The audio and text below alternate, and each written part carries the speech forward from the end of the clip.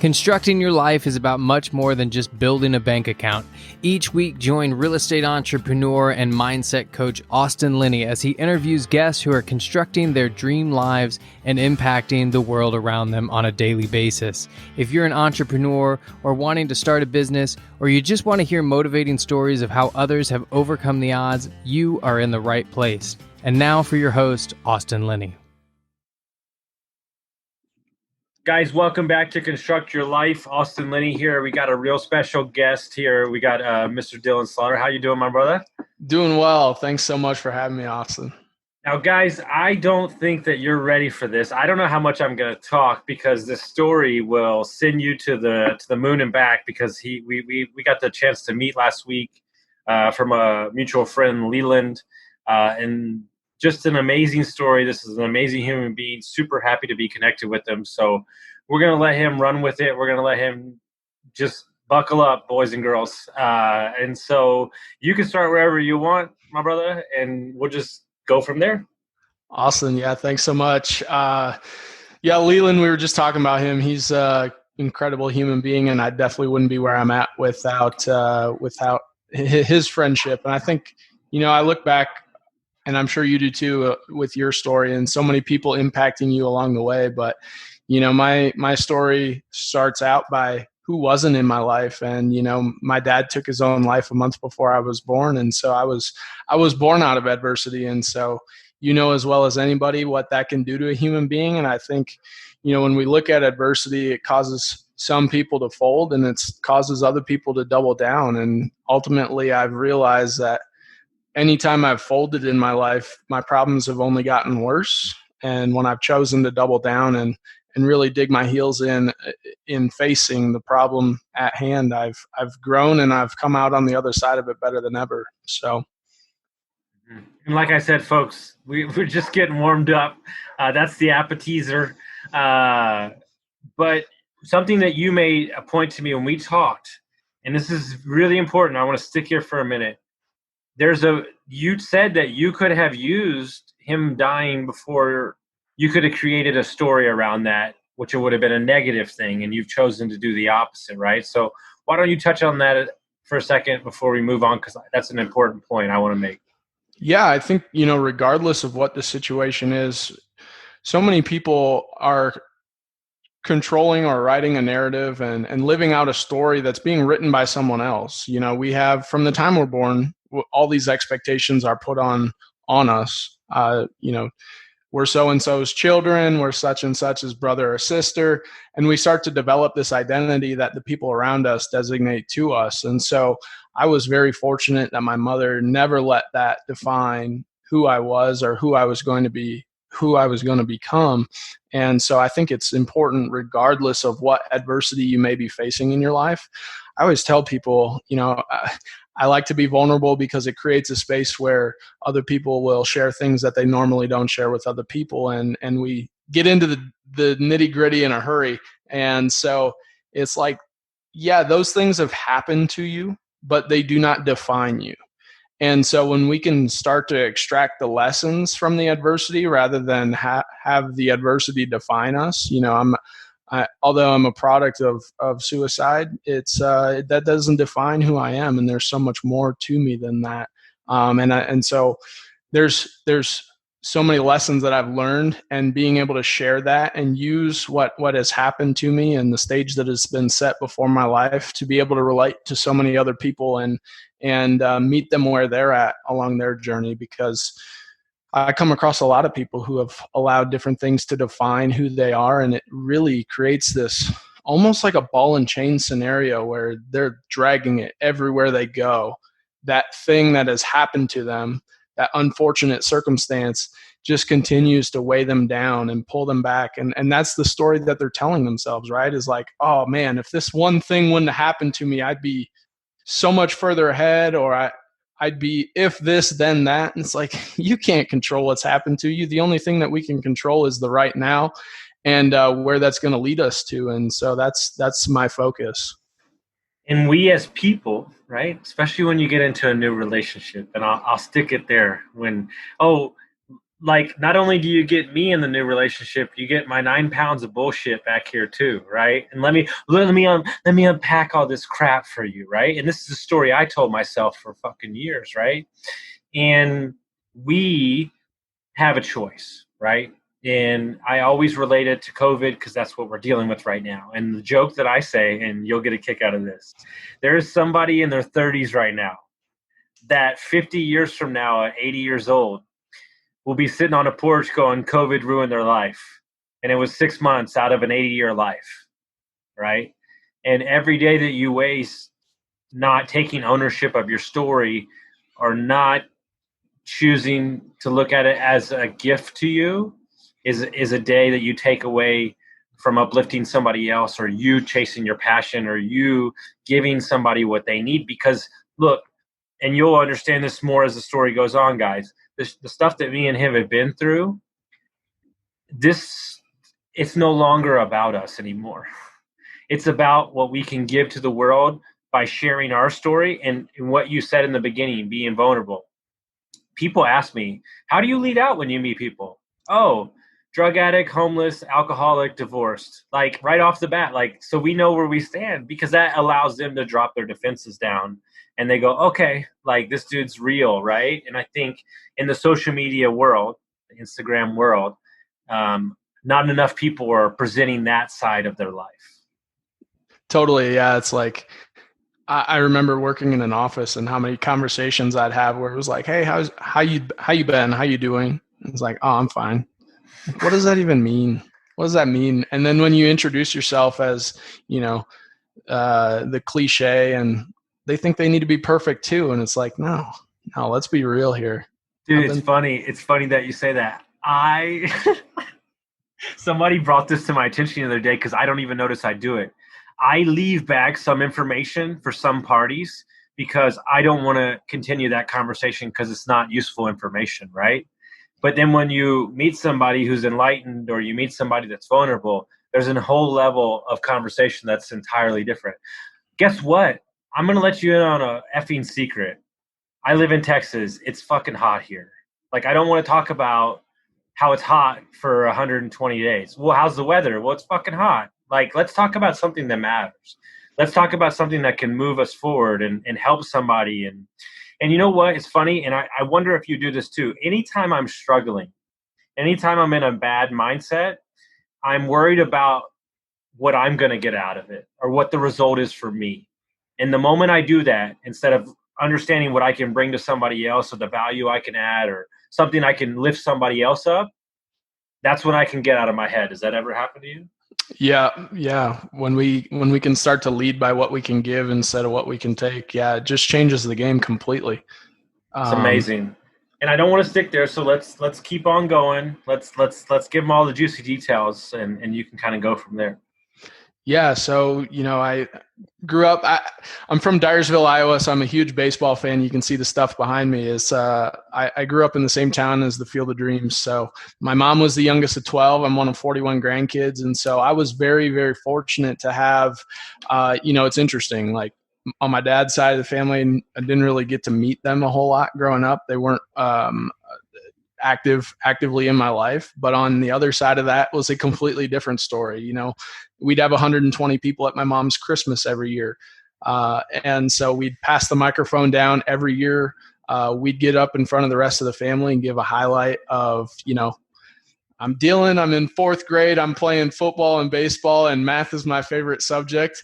And so we got to know everyone. I know all 37 of my first cousins on my mom's side, and now they have, I think we're up to like 80 great grandkids. And so it's fun to be able to have that, cohesive environment where when life does throw you a curveball, we got a whole army ready to take this thing on. And so I don't think I realized how lucky I was until that army showed up for me. And so, high school, did all the things, checked all the boxes, played the sports, football, baseball, wrestling, got good grades. I was an Eagle Scout. It seemed like everything that could go right did. And I went to school, played a little baseball, and then all of a sudden life started to throw a little adversity my way. And so when I was 22 years old, I was diagnosed with melanoma the first time. So I had a mole on my neck, and so I have a 7-inch scar that runs from the top of my ear to the middle of my neck right here. And to be honest, it was following a breakup, and you know how that goes. You start to identify more as someone else's significant other than you do yourself. And again, it's just like the narrative that we place around our life. And when that is swept out from underneath you or taken from you, however you want to frame that, it's all victim mindset, right? When things are taken from you, it's like we never own those things. But I started to fall down this path where I was living in a reality that I wasn't comfortable in. And instead of, trying to solve what was going on and really address some of the things that were going on in my head and around me, I started to turn to things like drugs and alcohol, and even something as simple as food. It all creates the same endorphin, that cocktail in your mind that helps you escape reality and find comfort in a short period of time. But like I said earlier, the more you run from reality and mask with those things, it seems like the worse those problems tend to get. And so I wanted nothing to do with being a 22-year-old with cancer. People would ask me about the scar on my neck, come up to me while I was at the bar and say, "Hey, your neck's bleeding." I'm like, "Thank you, but no, it's not." And then that would start a conversation that I definitely didn't want to have. And so it was just one of those things where that was the last thing I wanted to identify as, was a 22-year-old with cancer. And so I had the surgery in April, and then they sewed me up, said everything was good. They checked my lymph nodes. There was no more cancer in me. And that December, I was in a car accident with a high school classmate and a friend of mine. And there were 6 of us in a truck. It was an icy night in Iowa. And so we crossed the center line and hit this ditch and up into this field, and then went a little bit further and hit this creek bed, and that caused the truck to roll like 6 times. And so when we came to a halt, there was snow on the ground. I didn't know where my cell phone was. We found it in the water the next day. It had flown out of the truck when we were rolling. And I opened my eyes and I could feel the glass shards in my mouth. And I looked over to my left, and the girl that was in the back seat behind the driver was partially ejected. And so the window had bashed out behind me. And so I crawled out the back of the truck and pulled her out from underneath the truck, because it was sitting on its side, and started to do CPR on her. And so I don't know why I didn't go into shock. Maybe I was so numb to reality that I couldn't really comprehend what was going on. Maybe it was the fact that my stepdad was in EMS growing up, so I'd go down to the fire department on Sunday mornings and practice CPR with the guys. I don't know why I didn't go into shock, but everyone else in the vehicle did. And so I started trying to resuscitate her, and unfortunately I couldn't. And so I got to share those last moments of her life with her. And that was really hard for me after the event was over, the days following, and, the wake and the funeral, and having to talk about it with all the people in the community who had so many questions about what had happened and this, that, and the other thing. There was a lot of rumors flying around, and just having to process that at 22 years old is not something that anyone should ever have to see as someone experience their last moments of life, especially in a traumatic event like that. But it really got to me, and I started to turn heavier and heavier into those things that we talked about before. So it's one of those things where the habits we build in the smallest moments, and how we handle adversity in the smallest moments, tend to magnify when the problems get bigger. And so things came to a forefront the following March, where my mom woke me up in my college apartment, shaking me awake, asking me if I was okay. And I was a little bit confused because I didn't know what was going on. I had gotten drunk and high the night before, and she was expecting to find me dead because my friends had reached out to her, worried that I was either going to hurt myself or take my own life. And what they didn't realize was it was the 23rd anniversary of my dad committing suicide. And so, I had I had gotten myself into this case where I'd been doing so well in school, and then I just stopped going completely because I didn't understand what my purpose was, where I was at in my life, or have any sort of direction on where I wanted to go. And so fortunately, I had good friends around me that intervened, and got the one person involved that they knew could get through to me at that point in my life.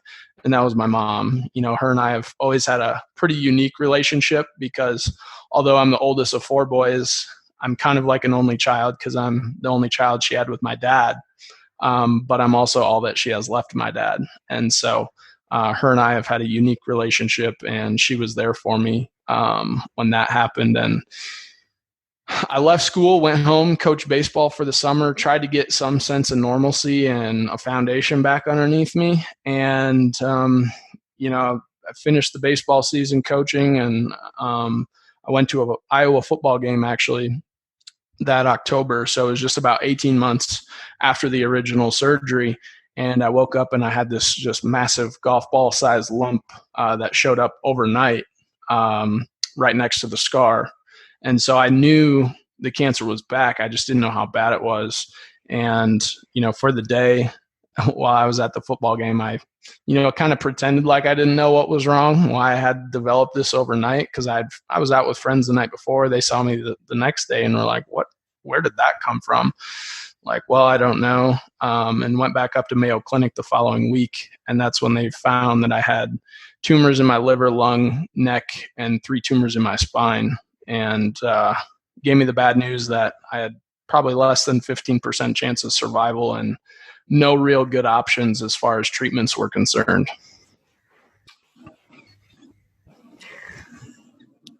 Sorry, give me a minute. Yeah, guys, rewind all that stuff. And I don't want to begin to know your life, and I don't want to begin to even try to understand all those emotions in that 18-month span when everything's going so fine. But what I resonated with in your story was your mom coming to see you. And the reason I resonated with it is because I haven't told this story much. I could tell you the Christmas and the birthday that I was sitting at my desk in my apartment doing crystal meth, figuring out ways to lie to my parents to not show up because I was so strung out. Mm-hmm. Not looking at myself in the mirror. And you and I both played sports. Hey, I think I'm pretty good looking. You look pretty good looking. My dad's a doctor. I grew up in a country club neighborhood, right? Everything looks on the surface to be so amazing. And as I peel back the layers, I'm sorry, I'm getting emotional. There was deep-seated stuff there in my childhood that maybe I glossed over, or maybe I created a story, whatever the fuck you want to call it, that didn't exist.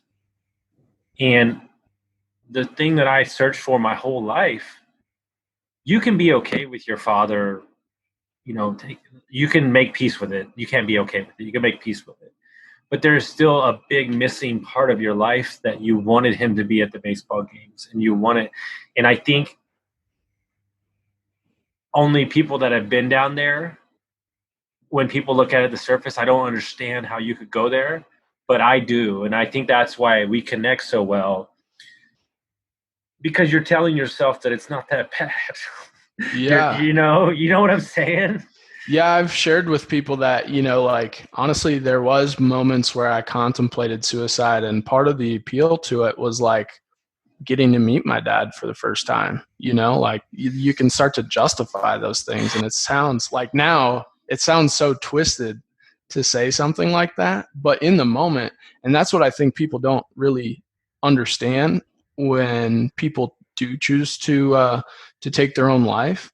It gets tossed around like, oh, it's a selfish act and this, that, and the other thing. But when you're in that place, when you're in that deep, dark place where you feel like you have nowhere to go, no one to turn to, you truly feel like you're a burden to those around you. So it's far from selfish. You think you're doing everyone else a favor, not creating another problem. There is no harder, and I mean this. I'm not talking about my mom. I'm not talking about stubborn people. There is no harder person to connect with, to rip out of a cycle than somebody who is down that deep. Because there is a bunker, victim, pain cycle mentality of abuse to oneself, not anybody else, that is a revolving door of negative waterfall cascading, of just self-loathing, and there's a brief, because here's what they don't tell you about drugs and alcohol, is that it's really, really good the first time. And then after that, it's not that great, but you're still chasing that first time. And it's that simple distraction. But when you wake up in the morning, the problems, the self-loathing, the promises you made, you broke to yourself are still there.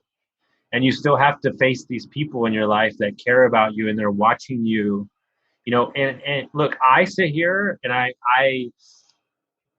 want to applaud and like shake the hand of your friends who called your mom, because that's not what a lot of people would do at that age.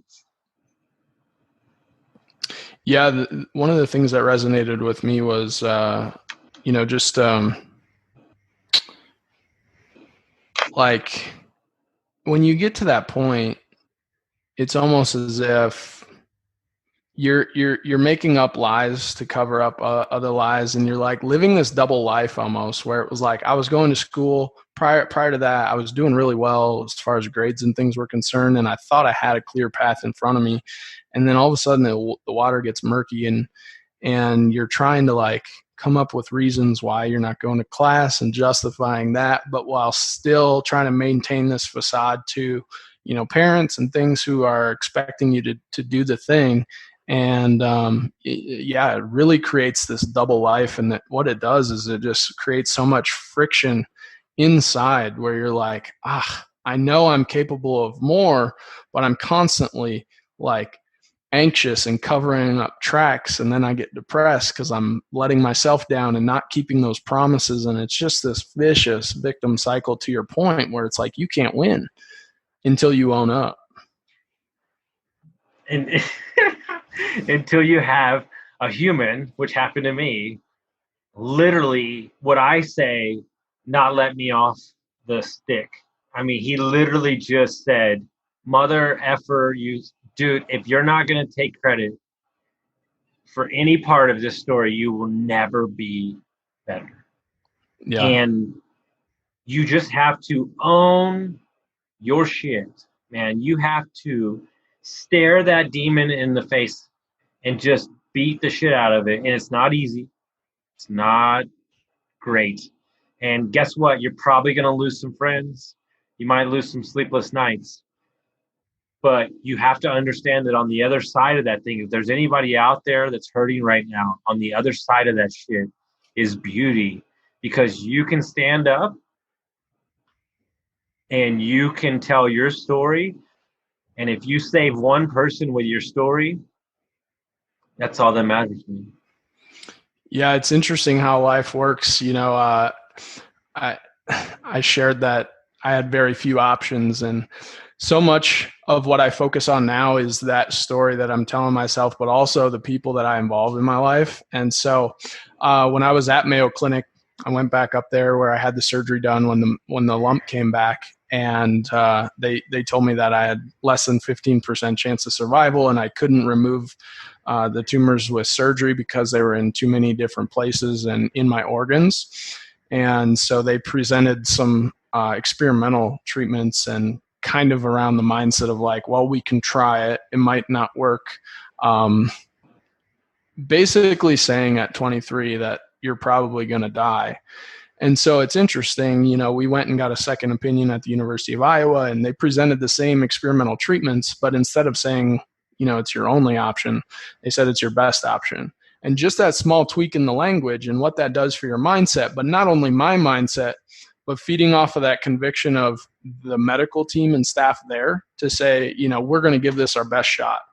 And, we're going to try this thing and see if it works. And we think it can work. And so just having that personal treatment from the staff there versus not feeling treated as a person there, because it's like, we have to talk to this person because you have a tumor here. And, we can't really talk about the tumor here because we're not experts in that area. And so just those small things that go from making you feel like, you're a problem or a burden to like, they're there for you and they're going to lift you up on those days where you can't fight by yourself. Stuart Scott in his speech, I'll never forget it. I was battling stage 4 cancer when he got his ESPY award and made that speech where he said, when you die, you don't lose to cancer. You beat cancer by how you live, why you live, and the manner in which you live. That just turned my whole world upside down because all of a sudden, like, I couldn't fail. Even if I died, it wasn't that I lost to cancer, because it was, in that moment, and it was during that time where I was thinking about and having other people tell me, like, someday you're going to tell the story about how you overcame this and you're going to inspire other people again, like not making it about you, but helping other people find their strength in their adversity. And so that just turned my world upside down. Is like, what is failure? Failure is us putting expectations on the world and then not meeting them. But what if we just changed the game? What if those expectations weren't so set on an outcome, but rather a system versus a goal? It's like, how do I choose to live each and every day is a system versus the goal of beating cancer. You know what I mean? And so it's like, when we play that game, when the game is how do we live each and every day versus stuck on an outcome of I'm not a success unless I do X, unless I beat cancer, unless I win this game, unless I win a championship or, make X amount of money. If we just focus on each and every day and the process of winning each and every day, our life is going to be a success. And so, dude, can you just be a coach and I'll come out of retirement and I feel like I'm in a locker room right now. I feel like that old school when like what's his name? Will Ferrell's banging the chair up against what we're not gonna do right now. Like, dude, you're getting me pumped up, man. Like, I'm ready. Yeah. And so it's like and it works, whether we're talking about athletics, whether we're talking about business, whether we're talking about personal life. There are systems that we can put in place to create those small wins, build that momentum, and start to stack those bricks of success to build that, legacy that we ultimately want to leave behind. And so, I'll say I was fortunate. Did you have something to say? I just want to ask you, because I've never spoken to somebody in depth about cancer like this. 15% chance to live. You're fighting it. Stuart Scott gives a speech.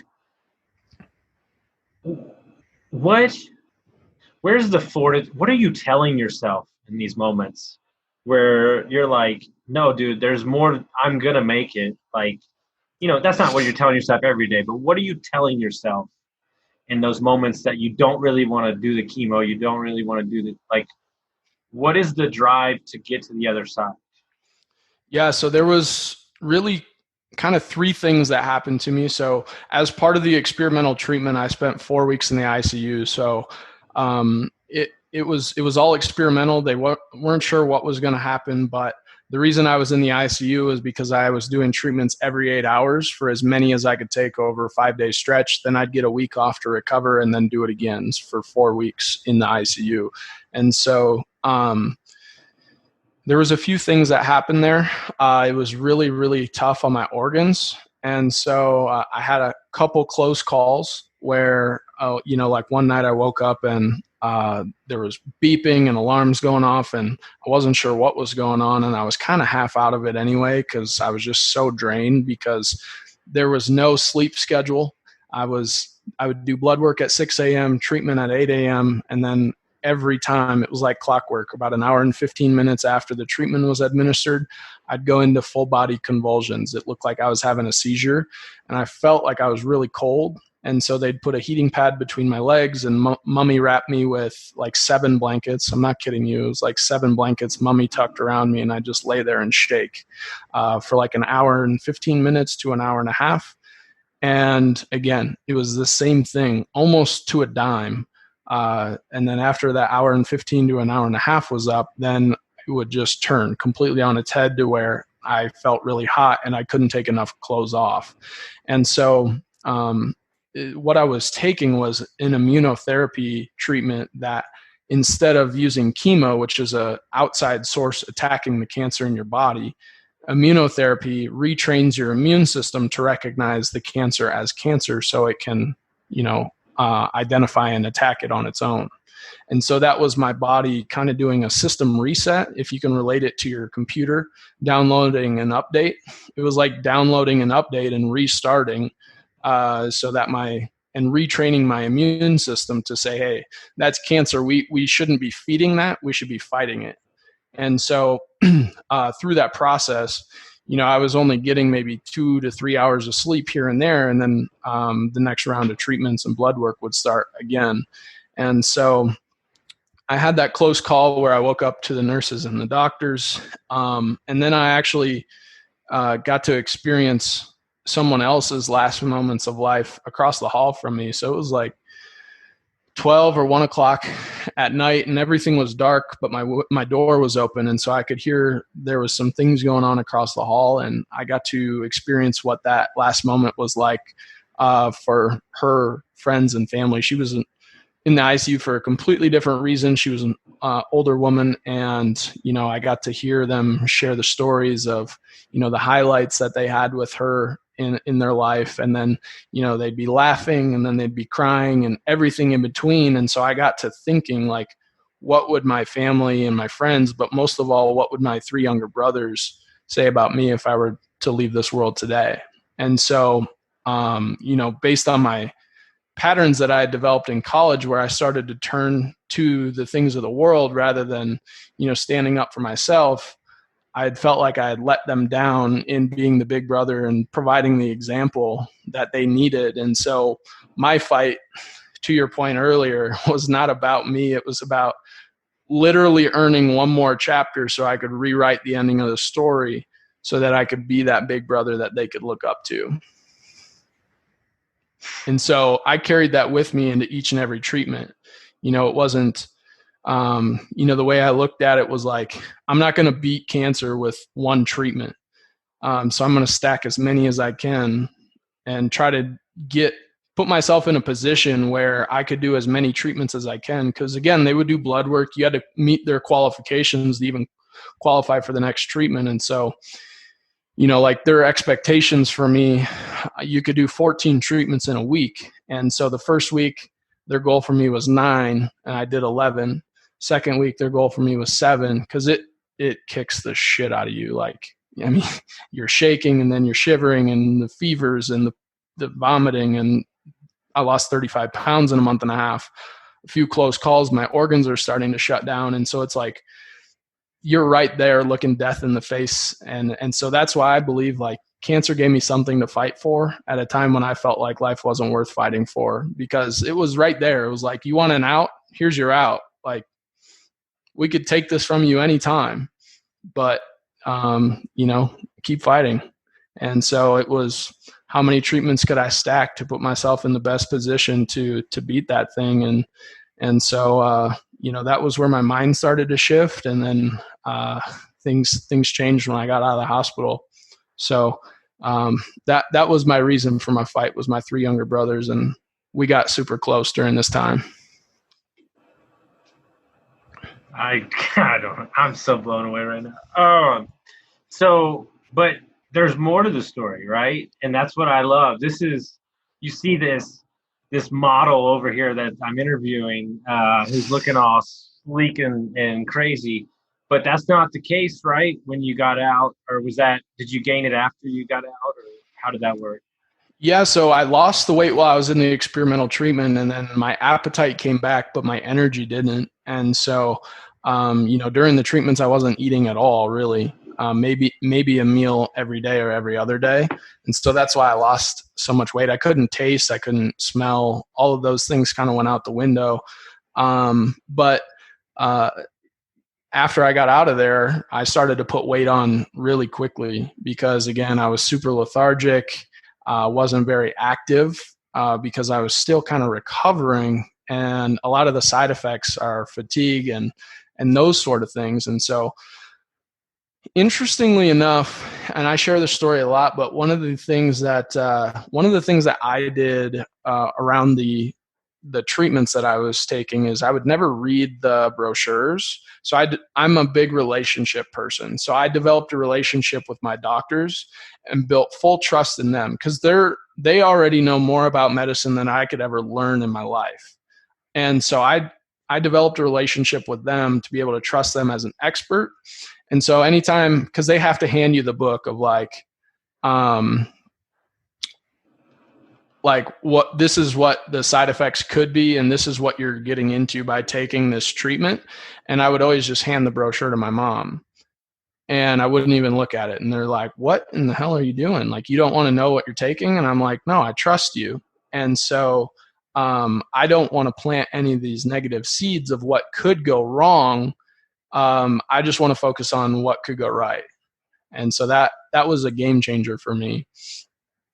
Dude, not to relate it to life, because this is you went through craziness, but we as people want to be in control of everything, yet we don't have the degree, we haven't learned it, and you have made the decision that I've made. I'm not going to waste any of my negative thoughts. I'm not going to waste any of my time on worrying about subjects or trying to get in somebody's business when this is what they spent their whole life doing. Like, you know what I'm saying? It's in life and investing. I don't go to Discount Tire and tell them how to put the tires on my car. But we, as especially alpha males, we think that we know everything, and we want to put our nose in everything. And that is an amazing, because what I envision, right, is that you're so removed from what could go wrong that you're only thinking about what could go right, and you're putting the trust in them. And I would imagine that was a game changer for the momentum and the thoughts that were going on in your head. Yeah, totally. And it was like, total buy-in. And that's one of the blessings too that I think comes with cancer, that people don't realize what they have in front of them. Is like, prior to cancer, I was such a people pleaser. Again, that's where all that tension was building up inside of me, with the anxiety and the depression and, leading me down that path of avoidance. But once they talk about it as like a cancer card, playing the cancer card. Like, we can talk about abusing the cancer card if you want. You know what? I bet it's as bad as people abusing the kid card too. Yeah. Getting out of tickets and things like that. But it was just using the cancer card to the extent that like using the cancer card to say no to people. And, one of the books that I read is The Energy Bus, and it was written by a guy that I actually interviewed on my podcast. He's a New York Times bestseller. His name is John Gordon, and he's a strong Christian man. And he wrote The Energy Bus, and it's about a guy who loses his job. His car breaks down, so he's got to take public transportation to work. And he's just, couldn't be in a lower place. He thinks the whole world's working against him. And the bus driver's name is Joy. And so she's just this huge light. And the lessons that she teaches him are like, look, your life is a bus. You get to control who you let on and off of your bus. And so for me, it was like, who am I going to let on my bus during this cancer journey? And it was like, if you didn't have total buy-in on the fact that, we're going to beat this thing one way or the other, you didn't have a place on my bus. And that was just that. And, there were some weird things that happened, like, I never lost all my hair, but when I would take showers, I could feel it in my hands and I could see it. So it was definitely falling out. I never had to shave my head, but it's interesting to kind of come full circle with like expectations. People just expect you to lose your hair when you have cancer, but I didn't. And so I was very cognizant of where I was drawing energy from, and it was from the guys that I was coaching. And so I would go, it was wintertime while I was in the ICU, and so I would watch them compete in basketball and wrestling. And that would fuel me up. Like watching those guys compete in other sports fueled me up, and I got to see them, and it was some sense of normalcy for me. But because I hadn't lost my hair, I caught wind that like people were saying, oh, it can't be that bad, like he hasn't even lost his hair. And I just saw him at the wrestling meet last weekend, and it was like, I literally almost died last week in the ICU. Like they had the paddles ready for me to flatline so they could use them on me, and you're just making these assumptions that, oh, it's not that bad because he hasn't lost his hair. And it's so like, if I can't please everyone as a cancer patient, how am I ever going to please everyone just as a normal human being? And so that's where I was just like, that stuff doesn't even matter anymore. Dude, we are so damn similar. It scares me. I have not had cancer, so that's not what I'm saying, guys. So just calm down, okay? But what I'm saying is, when I made the decision to flip the narrative and get clean, I envisioned me as a speeding train of positivity. And I don't give a shit if you're mother, brother, sister, father. If you're not going to be on the positive train, you're going to get the F out the way. And I just can't do it because this world is hard enough, and you just hit the hammer on the nail. If you can't please people as a cancer patient, then what the fuck are we doing every day? Yeah. And I hate that you have to use that disclaimer because I don't think it's necessary for. Well, think about it. Think about it this way. Everybody says that quitting drugs or quitting alcohol is hard because you can't drink. I disagree. The hardest part is showing up as that person, meaning the drug head or the alcoholic, into relationships where they only know you as that. Yeah. And then they're upset because you're trying to better your life. That's the hard part. Yeah, no, I meant the disclaimer of like, I haven't had cancer, so I can't relate to it. Oh, and good. So like, The thing that I've learned is that adversity is a universal experience. So it's not so much the what we experience, but it's how it makes us feel and how we respond. And so my whole thing is like, adversity is this universal experience that can not only unite us, because right? Like we've gone through different things, but we can relate on so many different levels. And so we can use that adversity, regardless of how it's happened, to unite us and transform us into the people, teams, and organizations that we were meant to become.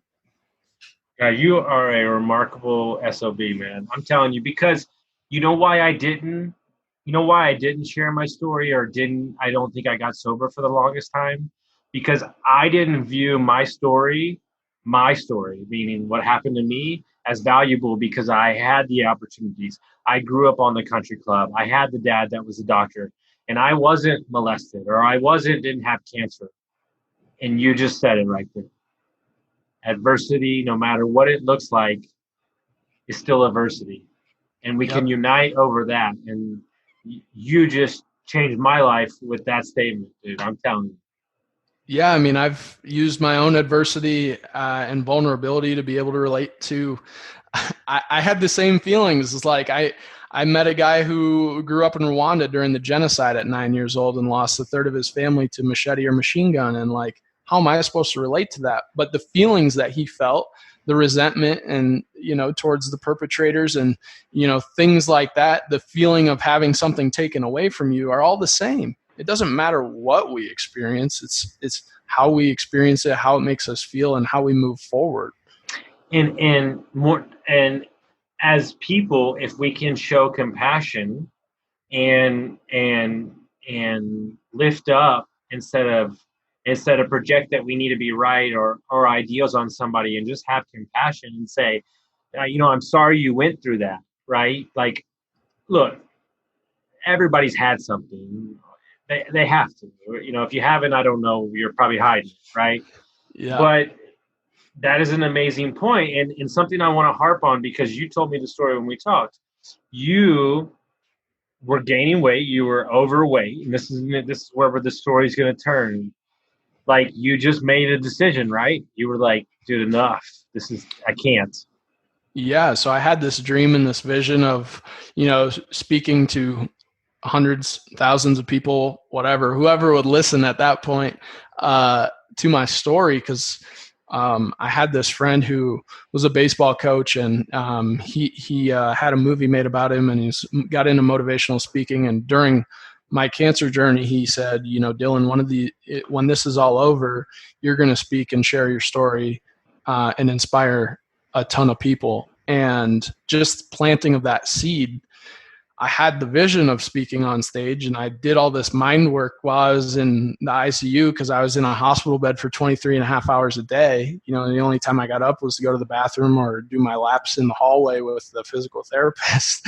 And, I was doing the work mentally, but at some point you got to turn those beliefs and that thought of potential into action in order to get a different result. And so it was like, no one's going to take me serious when I look more like Chris Farley than a motivational speaker. They're going to be like, yeah, this guy's all talk. He's talking the talk, but he clearly is not walking enough.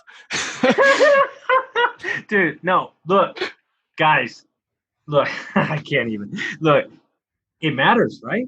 Dude, I'm dead serious. Like, look, if you're saying you're a millionaire and you're 100 pounds overweight, I don't give a shit. It doesn't matter, because there's not parts of your life that you're failing in. I don't give a shit, right? You're 100. I mean, call it what it is. It is what it is. Like, yeah. And so I knew, so I had to have 6 months of clean scans before they would take me off of the treatment. So kind of long story short, I finished the experimental trials, thought I was out of the woods with everything. I moved out to Colorado the first time in 2015. And my first scan out here showed that there was 2 small tumors in my liver that were starting to grow again. And so there was still a lot of uncertainty in my life. And so I just said, the timing is not right here. So I moved back home to doctors that I'd built the rapport and was familiar with. And by this point, we had bought enough time to where there was an FDA approved option on the market that they thought, based on my success with the experimental treatment, I would have good success with this new option. And so I would go down every 3 weeks while I was, working full time at a bank, and I would do outpatient. So it would take about an hour and a half to inject the treatment, and I would, do scans and whatever. And then every 3 weeks I would go down again. And so it was a lot less intense. I was maybe a little bit tired in the afternoons after those treatments. Sometimes I would go back to work, sometimes I wouldn't. But, when I weighed in to do my last treatment, and I had the date circled as my first clean scan, I marked it out 6 months from there, and I said, this is the day I'm going to do my last treatment, or, the month that I was going to do my last treatment. And that was going to be that. And so, I weighed in for my last treatment at 260 pounds, and I just like, this, enough is enough. Whether the side effects were real, whether they were created in my mind, or, product of the treatments, I'm done. The line is drawn in the sand. And so I, started small. I just started working out, and then I quickly realized that, I couldn't work out hard 5 days a week only to undo it in 2 nights of drinking on Friday, drinking on Saturday, throw in a 3 a.m. pizza in there, Saturday night or Friday night or whatever. And, pretty soon you've just undid everything you worked hard for in those 5 days leading up to it. And so it was like small tweaks. I always say small hinges swing big doors, right? Like, it's just the smallest tweaks that we can make in our life that can have the lasting impacts. And so I cut out drinking, which therefore cut out the 3 a.m. pizzas on Friday and Saturday night. And then, I'd lose 10 pounds. And then it was like, what else can I do? I'd hit a plateau. So I was like, well, I'm eating out for lunch 3 days a week or whatever. And so I started taking my meals to work, or I'd walk home and eat my lunch and then come back to work. And so lose 10 more pounds. What more can I do? So it was cut down my rest periods, less bullshitting in the weight room, and really getting after it, keeping my heart rate up, and that sort of thing. And then, I looked back 18 months later and I was down 60 pounds. And so again, it wasn't anything massive that I did overnight. And it wasn't even during the cancer that I made that change. It was literally drawing a line or a circle on the calendar and saying, this is it. I'm making a change. And so now when I look back at my life, it was like there was a pre-cancer Dylan, there was a cancer Dylan, and there's a post-cancer Dylan. And so that has helped me kind of partition those things to say, I am not this. I'm not defined by any of those things. And it's really allowed me to turn the page to say, what's next? What do I want the next chapter in my book to look like? And how do I want that to read? And so again, it's taking that pen back to say, hey, I'm going to control the things I can control. There's some things that I can't control, and I'm going to rely on, experts and things like that. But it gives you some sense of being able to control the inputs in order to get the desired outputs. Again, kind of creating those systems versus focusing on a single endpoint.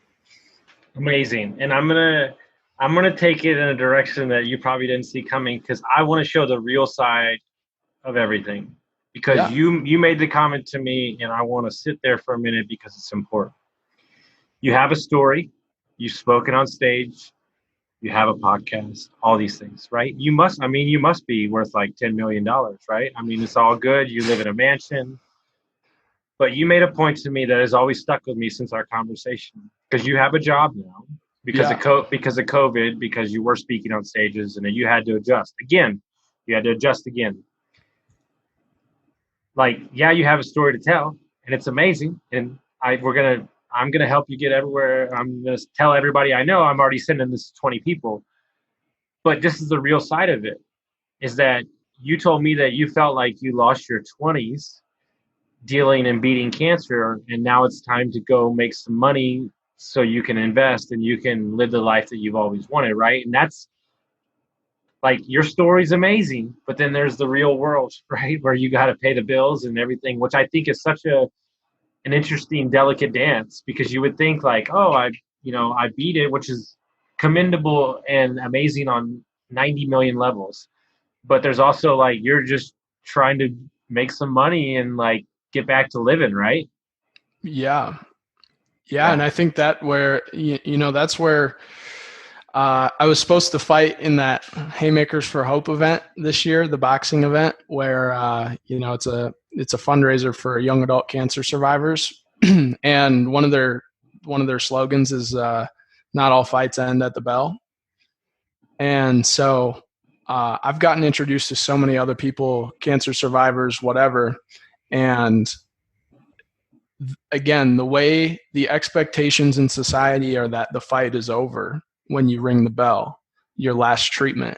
But again, like, that was the beginning of a new fight for me, the fight to lose the weight.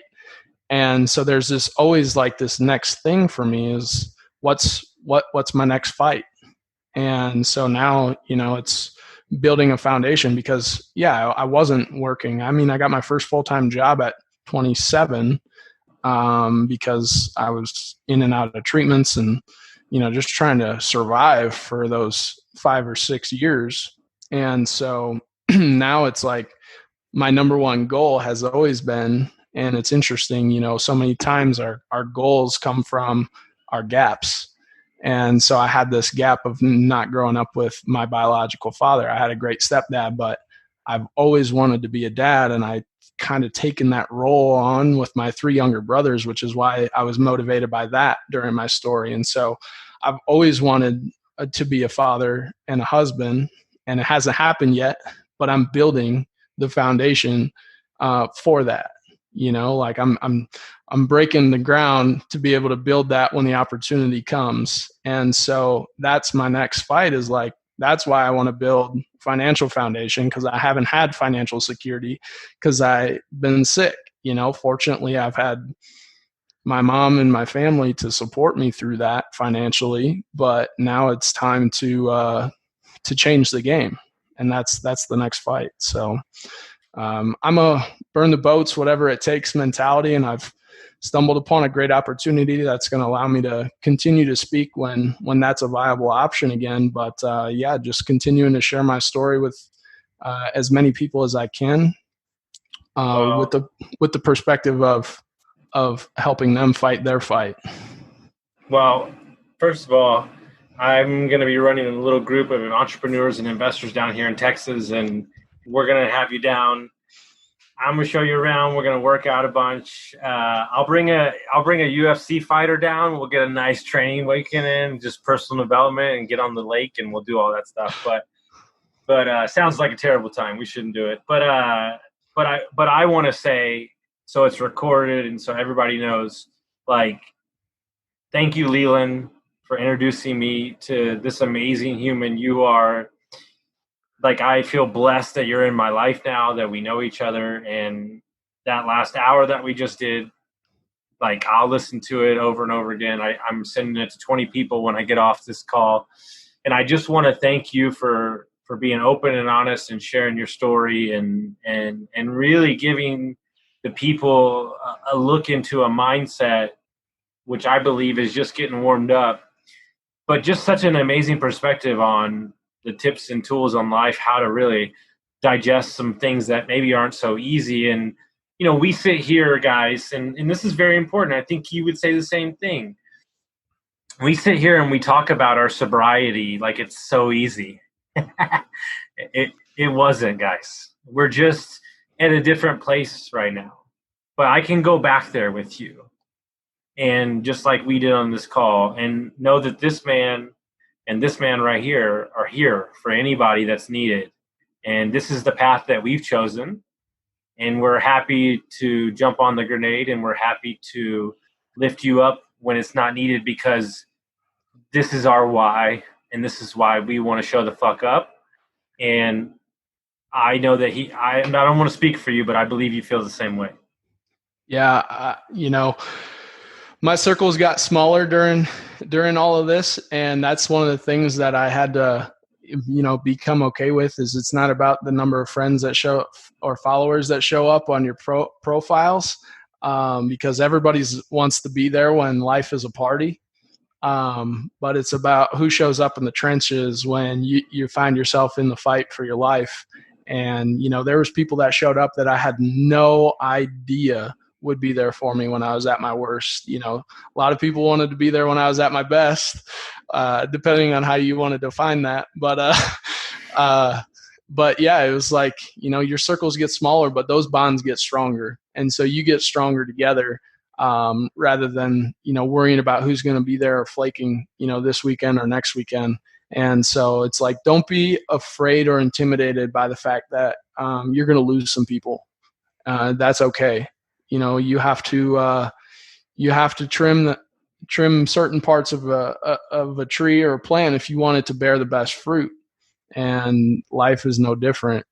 People come and people go, but those that remain, I'll pick up the phone any time of day for those people, and anybody who needs that support, I'll be there for them. And that team that'll pick up the phone any day is on mother effing defeated, baby, because we've been through the fires, and you can't mess with us. Yeah, absolutely. Well, dude, I appreciate it. If they wanted to find out more about you, if they wanted to stay in contact with you or reach out to you, find out when you're speaking, when you can finally speak again, how would they do that? Yeah, you can just find me at dylanslattery.com. So it's DYLAN, like Bob Dylan, and Slattery, SLATTERY.com. You can check out my podcast, Stage 4 to On Stage. I have some cool interviews there, and if I've taken a little hiatus from it, but we'll have to get you on the show. I can't wait. They ain't ready, baby. They ain't ready. That'll be all fire. I'm so pumped because I get to do 2 tomorrow. That's not mine. I get so excited to be on other people's because I feel like I'm always doing mine sometimes. Yeah, no, I hear you. I feel like I let everyone talk on my own, and people are like, you don't talk much on your own show. And it's like, yeah, that's because I'm there for them. You're not supposed to. Yeah, you're uplifting. Read Expert Secrets, bro, by Russell Brunson. You'll be fine. Yeah. But, dude, I appreciate it, my man. I can't wait. You guys, sorry you're not invited. I'm going in November to Colorado guys weekend. I can't wait to hang out with all these crazy people. So, dude, if y'all like this episode, make sure you send it to your friends, share it, send it around, let everybody hear it, guys. And thank you so much. Thanks, Austin. God bless.